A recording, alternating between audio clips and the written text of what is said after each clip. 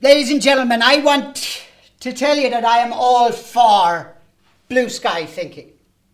Think outside the box. You know, whatever the possibility is. The National Party wouldn't even exist if I didn't believe in blue sky thinking and thinking outside the box, outside the normal possibilities. Although I often think that most of the people who talk about thinking outside the box actually think inside the box that's inside the box.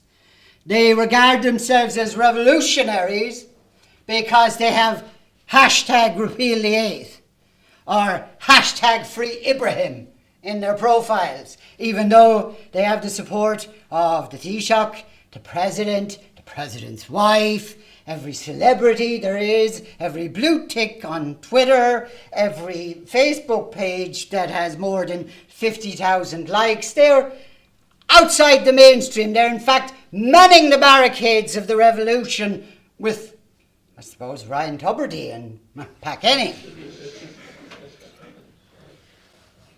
But real blue sky thinking, I think you have to go to Mr. Jean-Claude Juncker's speech recently on the State of the Union, the European Union. Mr. Claude Juncker is from Luxembourg, and that's not irrelevant to the question because Luxembourg's not a real country in any acceptable sense of that word. It exists primarily because nobody else wants it. And it's a small place. It has roughly a population of about 500,000, 37% of whom are immigrants. So there's an immigration problem. Most of the people who work in it travel across the border during the day and travel home to their own countries at night. So it's not quite. It really exists because Napoleon lost the Battle of Waterloo. And consequent to his loss of the Battle of Waterloo, the argument as to whether it should be French or German. So it's not real. It's kind of imaginary. Now, when I was a child, I had an imaginary country. Less gifted children have imaginary friends. Less gifted, I mean, Americans. I had an imaginary country. And the imaginary country I had was called the Confederacy of Byzantium. Now, those of you who know me well know that the reason why it would have been called Byzantium is that I have a particular grievance about the fall of Constantinople. And I'm just not letting it go. And it started early. The reason why it was a confederacy was, well, even if your entire country consists of your house, a backyard, a vegetable garden, and an 8-acre farm, a couple of 100 metres down the road, you can never be too careful with the centripetal tendency of a bureaucratic state. It's an imaginary country. I had that when I was a child. When I was a child, I spoke as a child.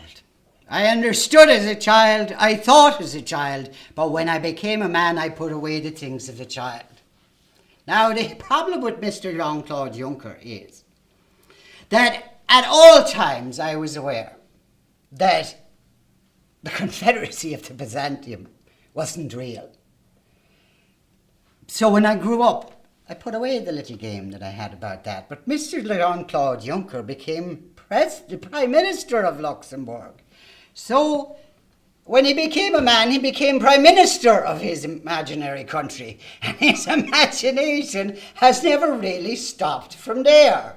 And he can be forgiven for that. Except we can be forgiven for not taking him all that seriously either. When he announces during the State of the Union address that there are no more problems in the European Union, that the wind is in their sails now, that Brexit is behind them, and that they must move forward to a position where they have one EU president, presumably himself, where they have a minister for finance, for a common tax and fiscal policy for everybody in the euro, and he wants a European army on the ground by 2025. Now, I am tempted to make a reference that only part of the audience will get of a certain age if I were to say no, no, no. But it's a big thing when the president of the European Commission delivers imaginary speech, because the lives of 520 million people are at stake. The European Union has billions of euro involved, and money is money, and when money talks, everybody listens. We have a European flag, the stars of which used to represent the member states of the European Union until there were too many member states in order for the yellow stars to actually represent anything. So now we have a blue sheet of paper with a number of yellow stars on it that doesn't mean anything at all. And that's interesting as a metaphor for what the European Union actually is. They also went on to ruin Beethoven's Ninth Symphony. They turned Ode to Joy into just odious. Mr. Juncker thinks Brexit doesn't matter anymore. He doesn't talk about the vast number of immigrants that came into the European Union through Merkel's semi-suicidal policy of open doors over the past year. Just over the past year, never mind the ones that were already here, and never mind the ones that are still coming. He didn't bother to mention them in his State of the Union, that we are getting all of these new citizens. He didn't mention the euro, the single currency crushing the economies of Southern Europe. He didn't mention the star recovery country, that is Ireland, is 200 billion euro in debt.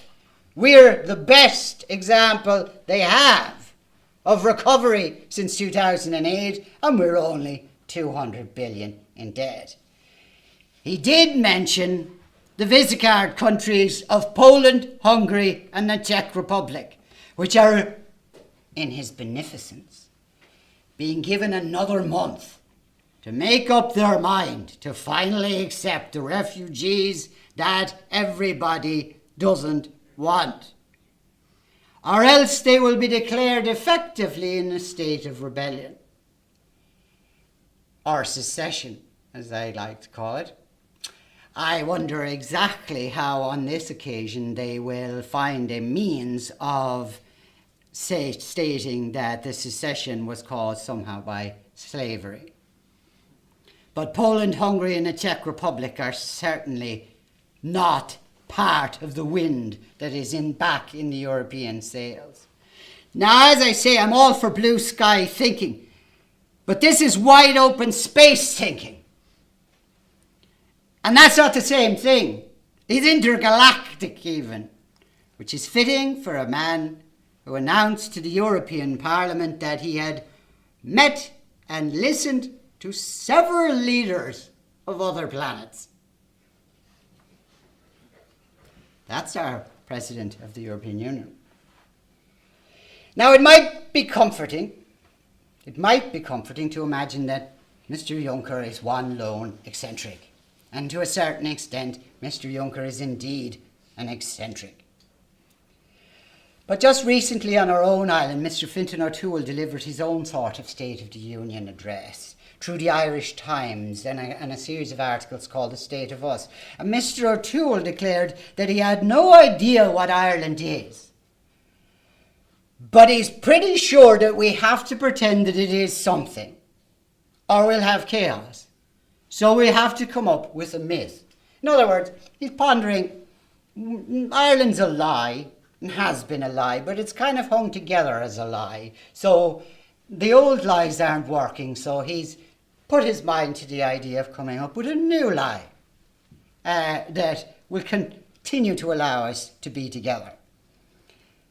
The new lie is multiculturalism. The new lie is openness to the world. The new lie is globalization.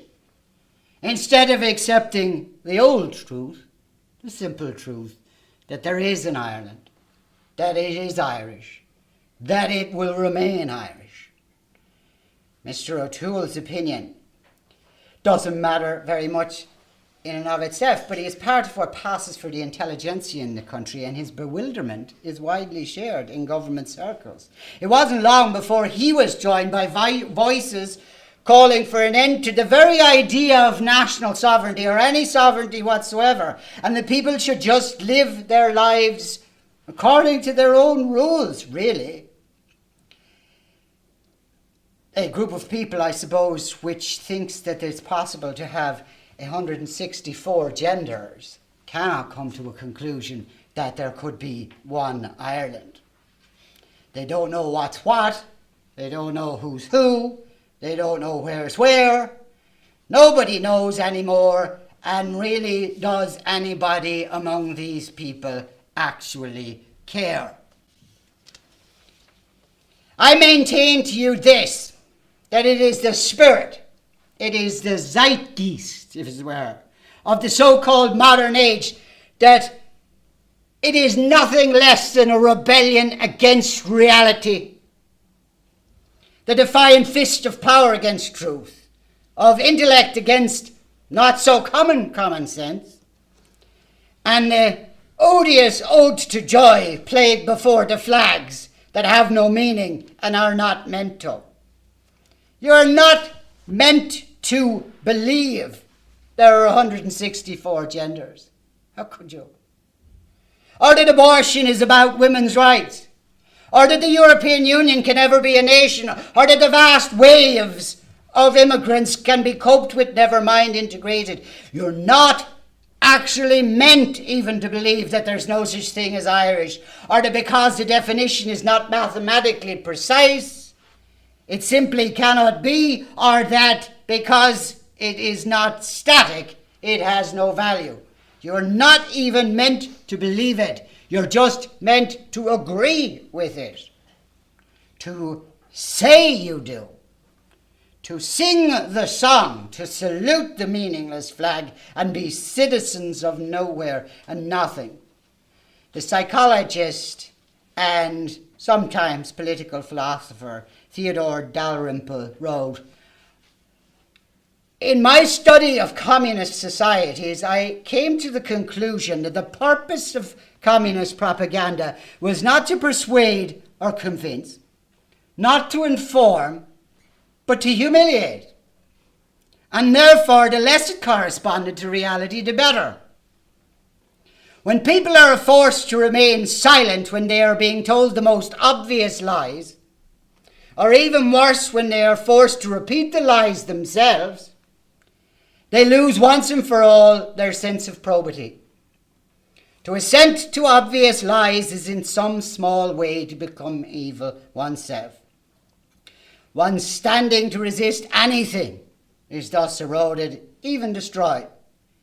A society of emasculated liars is easy to control.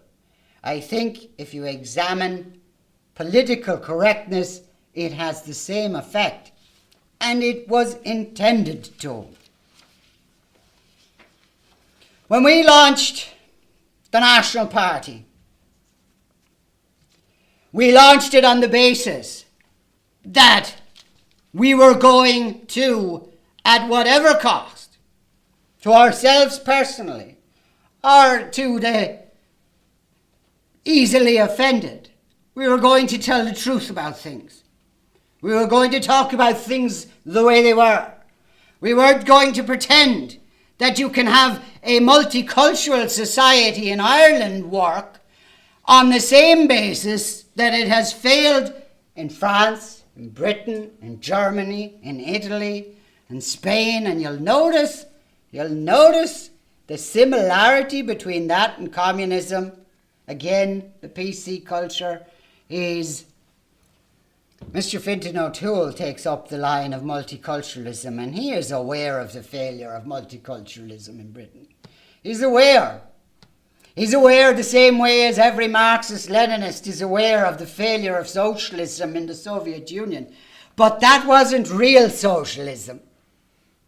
That wasn't real communism. And no matter how many times they try it, it's never real communism. Not once it gets messed up and not once the whole thing falls apart. It never was real communism. And Mr. Fintan O'Toole is of the view that the problem in Britain is they never tried real multiculturalism. The French never tried real multiculturalism. They were too racist for that. But the Irish people will have a go at real multiculturalism, just as Venezuela is having one more go at real socialism.